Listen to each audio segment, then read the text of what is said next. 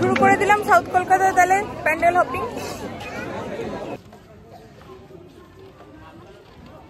বাবুবাগানের theme হচ্ছে কবিতীর্থ, কিন্তু এখানে হঠাৎ দাঁড়িয়ে পড়ে ছবি তোলার কারণটা আমি বুঝতে পারছি না মানুষের। আশা করছি কাল থেকে যখন ভিড় বাড়বে তখন ভলেন্টিয়াররা আর এভাবে কাউকে দাঁড়িয়ে এখানে ফটো তুলতে দেবে না। প্যান্ডেলের গায়ে বই আর কবিতার লাইনগুলোর দিকে চোখ বোলাতে বোলাতে যখন ভেতরে ঢুকবেন কানে আসবে বাচ্চাদের আবৃত্তি, বেশ ভালো লাগবে। তার মাঝেই মাইকে মাঝে মাঝে কৃতজ্ঞতা স্বীকার।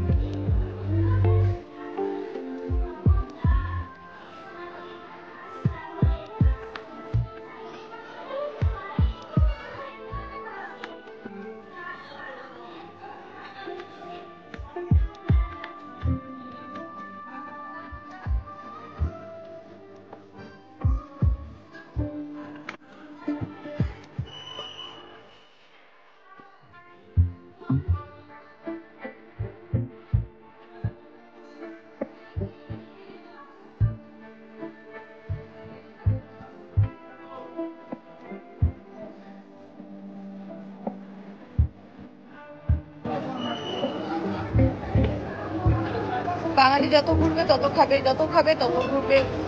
প্যান্ডেল হপিং এ বেরিয়ে সবাই সব স্টলে দেখছে তো কোথায় কি পাওয়া যাচ্ছে। বাবুবাগানে ঢুকে আগে খোঁজ এখানে কি কি স্টল দিয়েছে।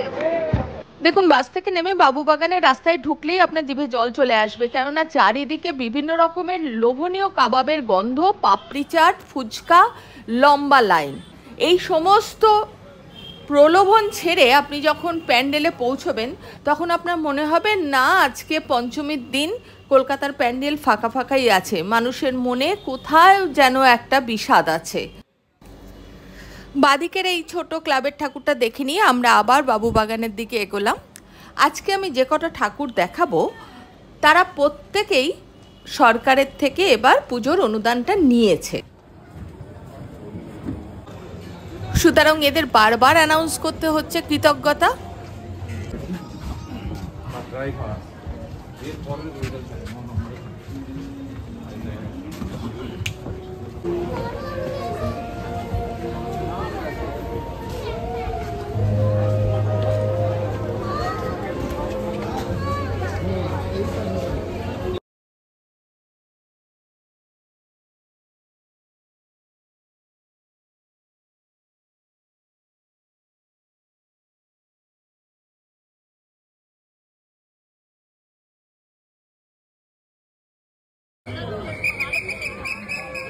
মানুষের হাতে মোবাইল আর ছবি তোলার হিড়িক, ইনক্লুডিং মি, তাতে সব প্যান্ডেলের একটা আলাদা করে সেলফি জোন রাখা উচিত। গিয়ে ওখানে ছবি তোলো, তারপরে প্যান্ডেল ঘোরো, ঠাকুর দেখো।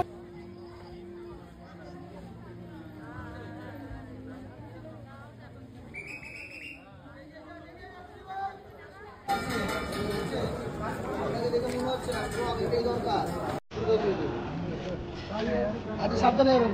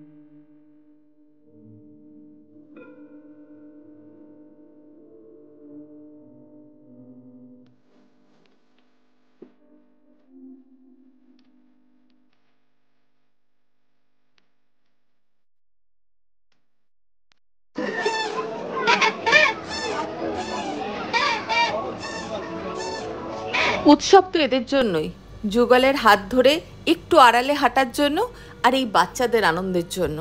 তাছাড়া এই মুহূর্তে সবাই আমরা শক্তির আরাধনায়। হেমা শক্তি দেয়নি, এই লড়াইয়ে আমাদের জিততেই হবে, জিতিয়ে দাও।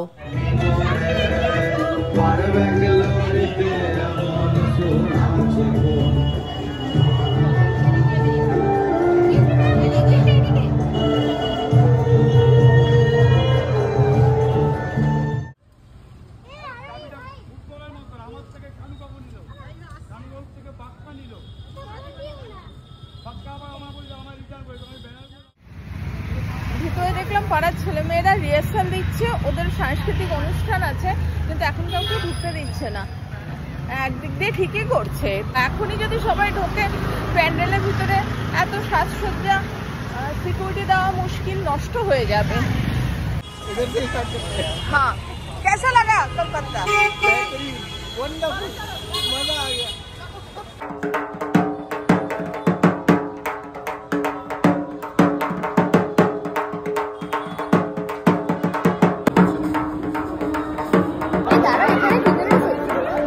এরকম ফ্রেশ ফুচকা আর কোথাও খাইনি আমি, না আমার মেয়ে বলেছে।